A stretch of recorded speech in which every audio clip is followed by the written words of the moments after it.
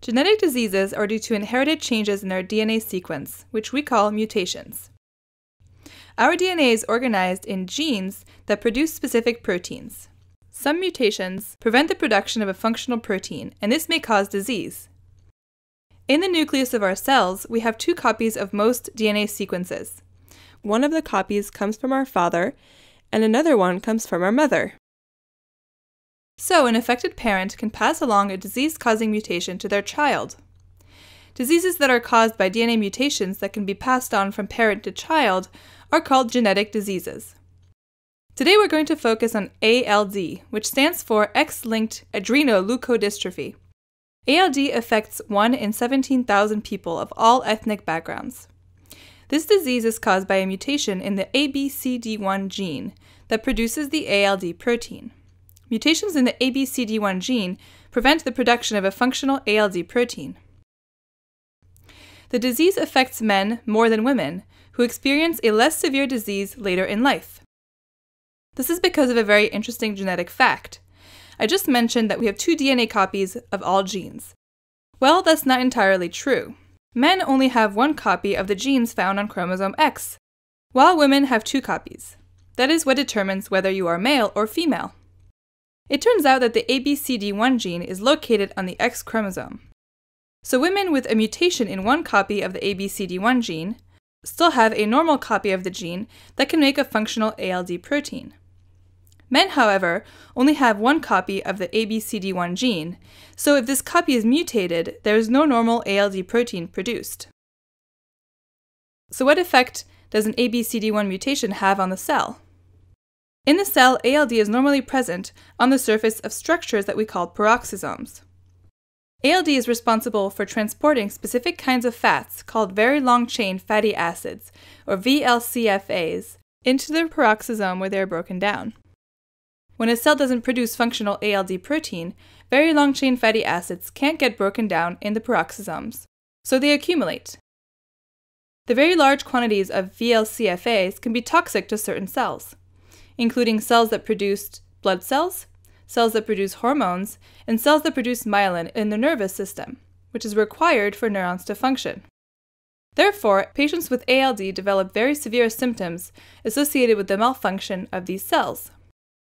Although all ALD patients share a genetic problem, or genotype, the symptoms ALD patients experience can vary greatly, and are grouped into phenotypes. The ALD genotype has 4 unique phenotypes, which can overlap during lifetime.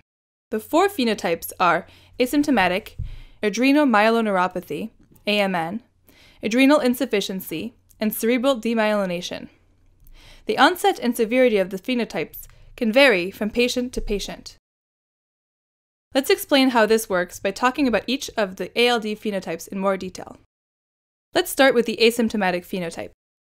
All patients with ALD are completely asymptomatic for the first few years of life. During childhood and adolescence, men may begin developing symptoms, and by age 50, essentially 100% of men with the ALD genotype will have developed at least one of the ALD phenotypes or symptoms. On the other hand, women with the ALD genotype rarely develop symptoms before reaching adulthood, and then the symptoms are usually limited only to 1 phenotype, adrenal myeloneuropathy, or AMN. Adrenomyeloneuropathy, or AMN, is the most common ALD phenotype. It affects all men and most women by the time they reach their late 40s. In this sense, it is considered the default form of ALD. In other words, whether you are a man or a woman with ALD, if you live long enough, you will eventually develop AMN. AMN results from slow and progressive injury to the myelin and axons of the spinal cord and nerves because of VLCFA accumulation. Myelin serves as a sheath to protect and insulate the axons of neurons in the spinal cord responsible for movement and sensation, which are among the largest and longest cells in the body, leaving them vulnerable and harder for the body to repair. When myelin is damaged in ALD, neurons in the spinal cord and nerves malfunction. As a result, symptoms often begin as stiffness or tingling in the feet, but they always worsen over time and result in difficulty with walking, balance, and strength, as well as bowel, bladder, and sexual functions. Fortunately, the AMN phenotype appears to spare brain function. Unfortunately, we don't yet have an effective treatment for AMN. The next most common phenotype is adrenal insufficiency, which eventually affects most men with the ALD genotype, but is rare in women. Symptoms include weakness and fatigue, nausea, and low blood pressure. In ALD, adrenal insufficiency occurs when the cells that produce hormones in our adrenal gland are injured. This injury is irreversible, and the resulting symptoms of low blood pressure and fatigue can be life-threatening if untreated. Fortunately, if diagnosed promptly, adrenal insufficiency can be safely and easily treated using daily hormone supplements. This is why all boys and men with the ALD genotype should be tested regularly for adrenal insufficiency. The most dreaded symptom of ALD is cerebral demyelinating ALD, or cerebral ALD. About 2/3 of men with ALD will experience cerebral ALD. It is very rare in women. This is the most devastating of all ALD symptoms and is lethal unless it is promptly diagnosed and treated.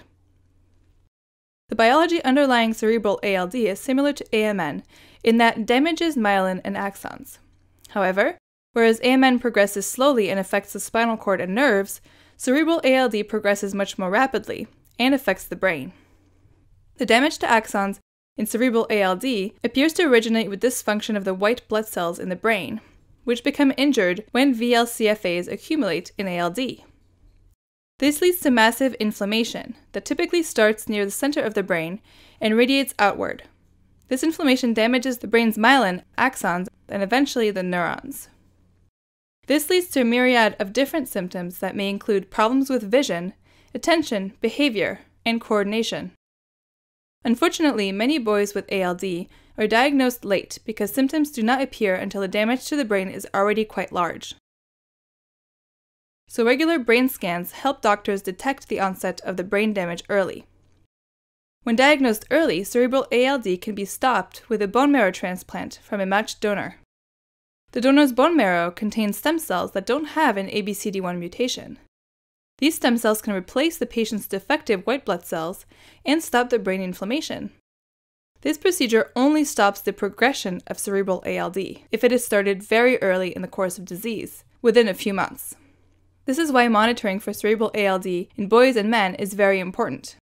Lastly, because bone marrow transplant carries the potential for serious side effects, it should only be used in patients with cerebral ALD. Unfortunately, there is no definitive cure for ALD, although some effective treatments do exist for cerebral ALD, bone marrow transplant, and adrenal insufficiency, hormone supplements. We can also treat individual symptoms like muscle stiffness and fatigue depending on the patient's condition. In ALD, earlier diagnosis allows for better treatment. To diagnose ALD, we begin by measuring blood levels of very long-chain fatty acids, which accumulate in ALD patients. This test can easily be performed at birth and is being added to the newborn screening panel in a growing number of states. The final diagnosis of ALD is made by identifying mutations in the ABCD1 gene, which can be done after birth or as part of a prenatal diagnosis. So what lies ahead for ALD patients? There are many exciting advances already in progress. Newborn screening for ALD is being implemented in a growing number of U.S. states. Scientists have found several drugs that may reduce levels of VLCFAs. There are also several exciting treatments currently in clinical trials. In fact, ALD is one of the first diseases to show promising results to a gene therapy in clinical trials. But there's still much we don't know about ALD. For example, we still cannot predict which patients will develop cerebral ALD or adrenal insufficiency. Researchers are trying to identify biological markers that can predict which patients are more likely to experience each symptom. This video has been produced by Eureka Science in collaboration with ALD Connect. Visit aldconnect.org to learn more about how you can build a better future for the ALD community. To stay in touch with Eureka Science, like us on Facebook, follow us on Twitter, or subscribe to our YouTube channel, or visit us at eurekascience.com. Thank you for watching.